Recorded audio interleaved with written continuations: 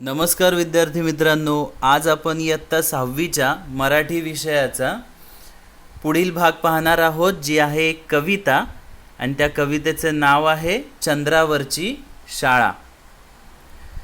चंद्रावरची शाळा ही जी कविता आहे, या कवितेच्या कवयित्री आहेत चारुता पेंडकरजी. चंद्रावरची शाळा या शीर्षकावरूनच आपल्याला मनात आलं असेल की अरे चंद्रावरची शाळा म्हणजे नक्की काय. तर आपण हे सर्व जाणून घेणार आहोत या कवितेमध्ये. कविता सुरू करण्यापूर्वी आपण कवितेची मध्यवर्ती कल्पना जी आहे ती समजून घेऊयात. बघा, 21व्या शतकाच्या या यंत्रयुगामध्ये चंद्रावर शाळा भरेल अशी अद्भुत अशी कल्पना कवयित्रीने या कवितेत मांडलेली आहे. या नवीन शाळेत काय काय गमती जमती असणार आहेत यांची मजेदार असे वर्णन आपण या कवितेमध्ये पाहणार आहोत.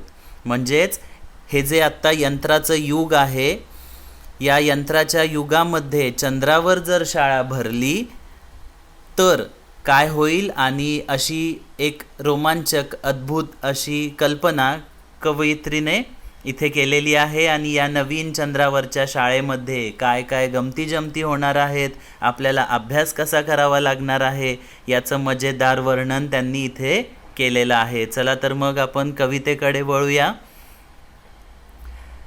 सर्वप्रथम आपण कविता पूर्णपणे वाचून घेऊयात. बघा, 21व्या शतकात भरेल चंद्रावरती शाळा, चंद्रावरच्या शाळेत नसेल खडू आणि फळा. छोट्या छोट्या शाळेत जातील मुले, बटन दाबतात शाळेचे दार होईल खुले. दप्तराचे ओझे तेव्हा नसेल पाठीवरती, ऑक्सिजनचा सिलेंडरच न्यावा लागेल वरती. भाजीपोळीच्या डब्याची राहणार नाही कटकट, जेवणाची गोड गोळी घेऊन टाकायची पटपट.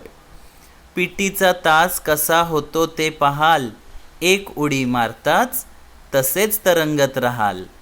दाबायची बटणे एवढाच फक्त अभ्यास, चंद्रावरती पोहोचलात की झालातच पास. अशी असेल भारी चंद्रावरची शाळा, चंद्रावरच्या शाळेत फक्त चांदण्यांशी खेळा.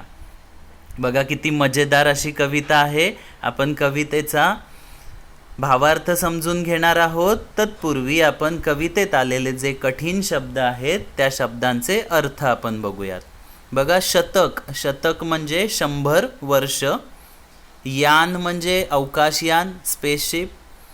कटकट म्हणजे काळजी, चिंता. आणि भारी म्हणजे वेगळी किंवा किंमत.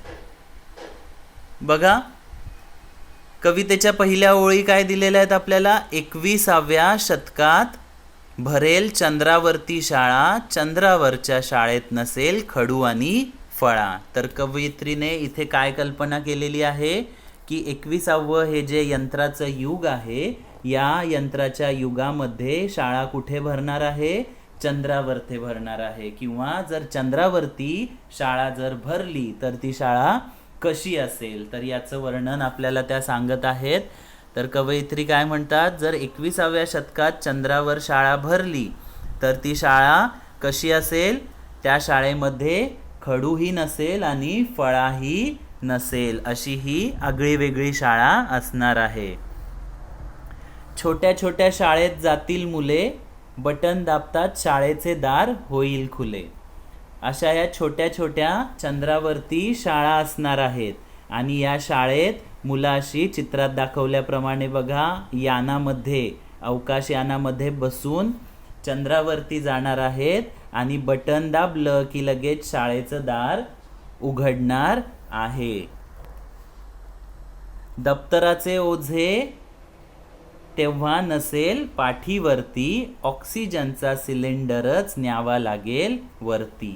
आता कवयित्री इथे काय कल्पना करतात, आपल्याला ज्यावेळी पृथ्वीवरून चंद्रावर जावं लागणार आहे शाळेमध्ये, तेव्हा पाठीवरती काय नसणार आहे, दप्तराचं ओझं नसणार आहे. आणि पाठीवरती दप्तराच्या ऐवजी काय असणार आहे, ऑक्सिजनचा सिलेंडर असणार आहे. कारण चंद्रावरती जाताना आपल्याला ऑक्सिजनची गरज लागणार आहे ऑक्सिजनची तिथे कमी असल्यामुळे आपल्याला पाठीवरती काय न्यावा लागणार आहे, ऑक्सिजनचा सिलेंडर न्यावा लागणार आहे. दाबायची बटणे एवढाच फक्त अभ्यास, चंद्रावरती पोहोचलात की झालातच पास. बघा किती मजेदार कल्पना केली इथे की तिथे अभ्यास कसा करायचा आहे आपल्याला, फक्त बटणं दाबायची आहेत आणि आपला अभ्यास होणार आहे. आपल्याला अभ्यास करण्यासाठी सुद्धा मेहनत घ्यावी लागणार नाही.